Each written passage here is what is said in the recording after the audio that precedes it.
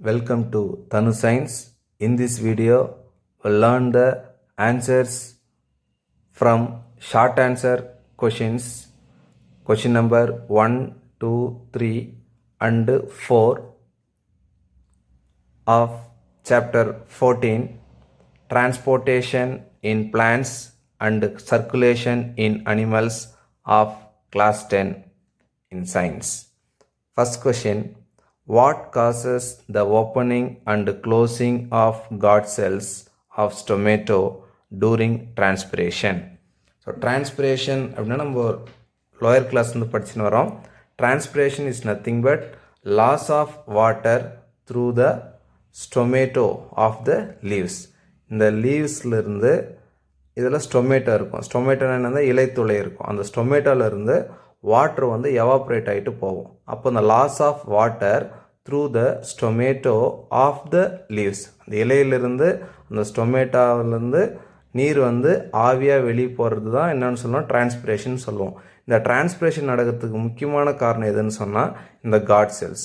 So இந்த guard cells வந்து டே டைமில் எப்படி இருக்கும், நைட் டைமில் எப்படி இருக்கும். ஸோ காட் செல்ஸ் வந்து டர்ஜிடினா விரைப்புத்தன்மை, ஸ்டிப்னஸ்ன்னு சொல்லுவோம்.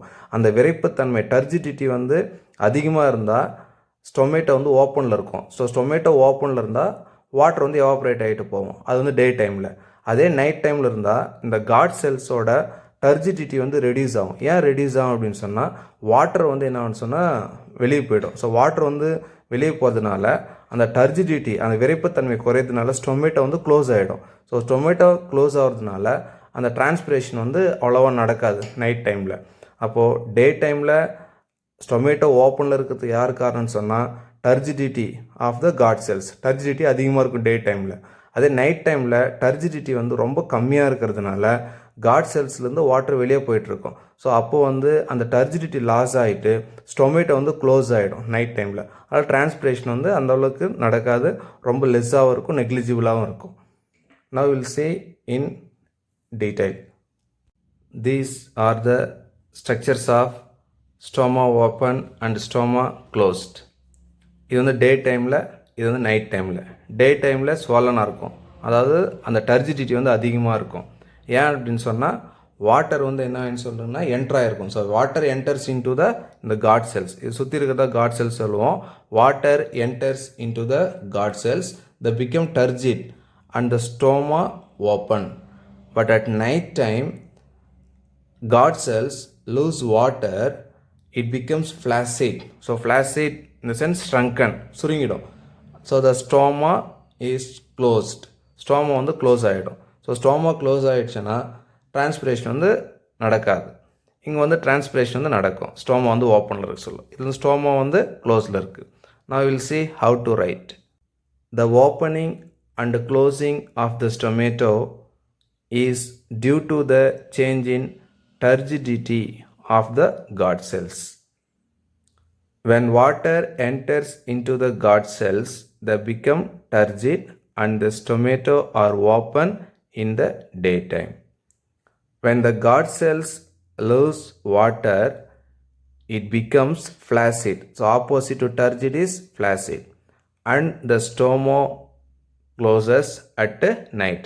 So in the daytime stomata are open, in night time stoma closes. This is a reason for opening and closing of guard cells of stomata during transpiration. Next, question number 2. What is cohesion? Cohesion அப்படினு சொன்னா there will be a attraction force between the molecules of water. இது water, இந்த வாட்டரில் இருக்கிற மாலிகுல்ஸ்க்கு இடையில் என்ன இருக்கும் அப்படின்னு சொன்னால் அட்ராக்டிவ் ஃபோர்ஸ் இருக்கும். அதுதான் cohesion. The force of attraction between the molecules of water is called cohesion. Now we will see how to write. The force of attraction between molecules of water is called cohesion. Then question number 3.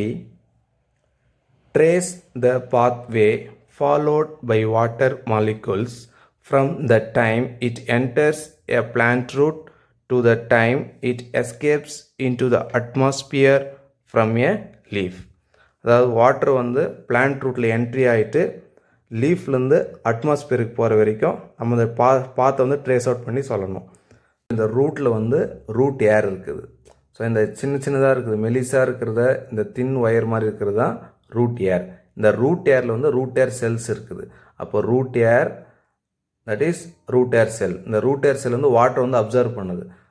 Water from the soil absorbed by the root hair cell. Water வந்து மண்ணிலிருந்து water வந்து root hair cell வந்து absorb பண்ணுது. Observe பண்ணிவிட்டு root cortex செல்லுக்கு கொடுக்குது. Root cortex செல்லிருந்து xylem வெசலுக்கு போகுது. Xylem வெசலுக்கு போயிட்டு இந்த செல் வாலுக்கு ட்ரான்ஸ்ஃபர் ஆகுது. செல் வாலுக்கு போயிட்டு செல் பிளாஸ்மா வழியாக போகுது. செல் பிளாஸ்மா வழியாக போயிட்டு ஸ்டெம், ஸோ இந்த ஸ்டெம்முக்கு போகுது. ஸ்டெம்முக்கு போயிட்டு லீஃபுக்கு போகுது. லீஃபுக்கு போயிட்டு லீஃப்லேருந்து வாட்ரு லாஸ் ஆகிட்டு அட்மாஸ்பியருக்கு போகுது. So this is the path. Water travels from root air cells to the atmosphere. We'll see how to write in detail.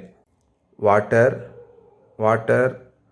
root air cells, from root air cells to root cortex cell, from root cortex cell to xylem vessels, from xylem vessels to cell wall, from cell wall to cell plasma, from cell plasma to stem, from stem to leaf, from leaf to water escape to atmosphere.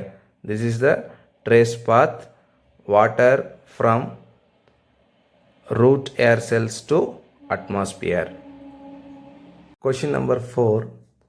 What would happen to the leaves of a plant that transpires more water than its absorption in the roots? இப்போ transpiration வந்து அதிகமாக நடக்குதான். இப்போ transpiration என்னது? Loss of water through the stomata of leaves. So இந்த இலையில் இருக்கிற இந்த இலைத்துளை ஸ்டொமேட்டோ வழியாக வாட்டர் வந்து அதிகமாக எவாப்ரேட் ஆகிடுது. டிரான்ஸ்பிரேஷன் அதிகமாக நடக்குது.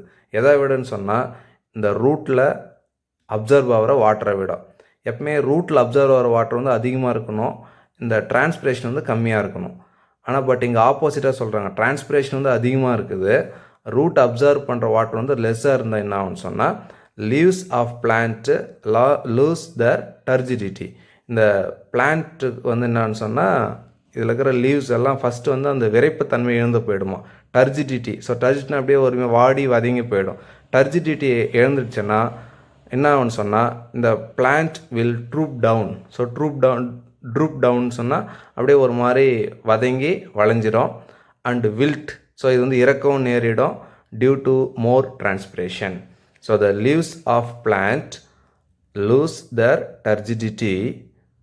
The plant will droop down and wilt due to more transpiration. Thank you, students.